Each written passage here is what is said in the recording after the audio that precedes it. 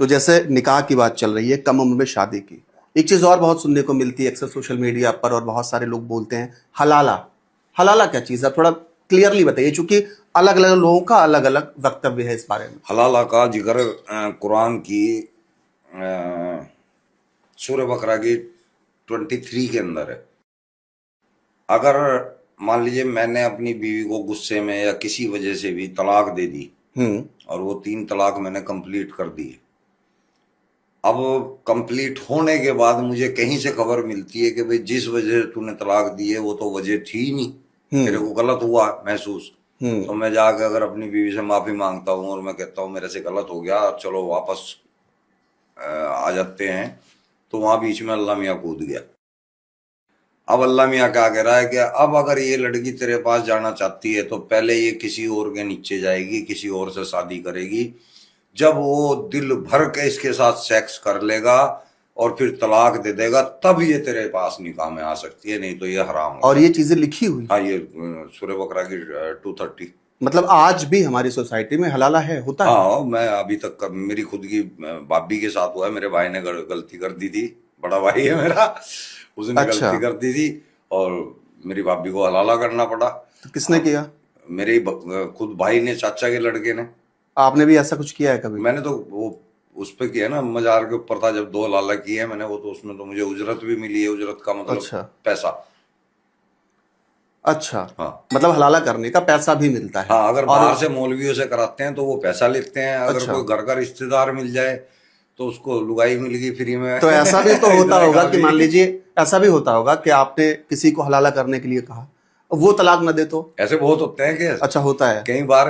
हाँ, ये इंडिया में भी हो चुके हैं कि एक बुड्ढे ने हलाले के लिए तैयार हुआ, अब उसने निकाह कर लिया, वो कह रहे हैं कि भाई 2 तलाक तो हो गया ना, मेरे को दोबारा मिलने की नहीं ऐसी। मैं क्यों दूं? क्या सोल्यूशन क्या होता है इसका, हल क्या है फिर? तो कोई हल नहीं, वो उसी के पास रहेगी जब तक वो तलाक नहीं देगा। लड़की की मर्जी हो या ना हो? नहीं, लड़की की कोई मर्जी नहीं है। लड़की को तो इस्लाम के अंदर कोई भी हक नहीं है, किसी भी अच्छा, तरह का कोई हक नहीं है।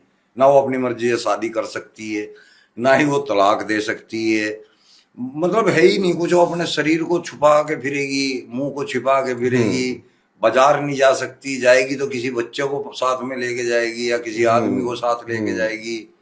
आजादी नहीं है उसको। पढ़ने लिखने की भी नहीं है, पढ़ने लिखने की आजादी है, लेकिन मदरसे में भी जाना जरूरी है।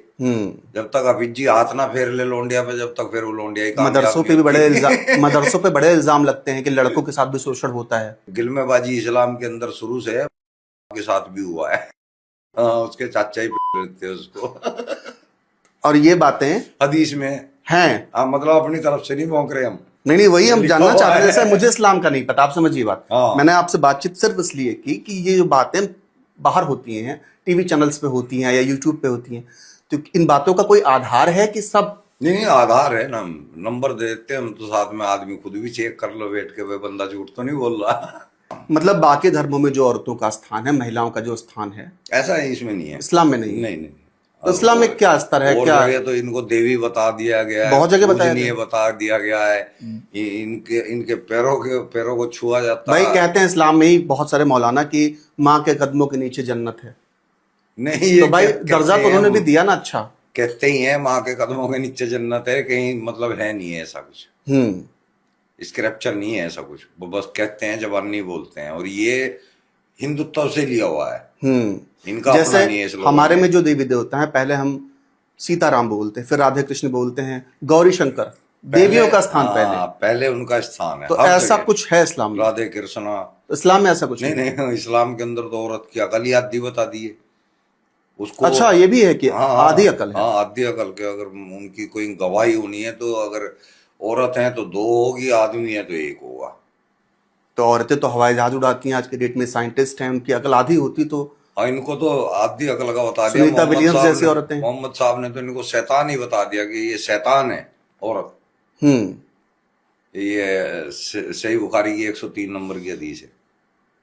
तो उम्मीद करते हैं ये वीडियो आपको अच्छा लगा होगा, बहुत सारी चीजें जानने समझने को भी मिली होंगी।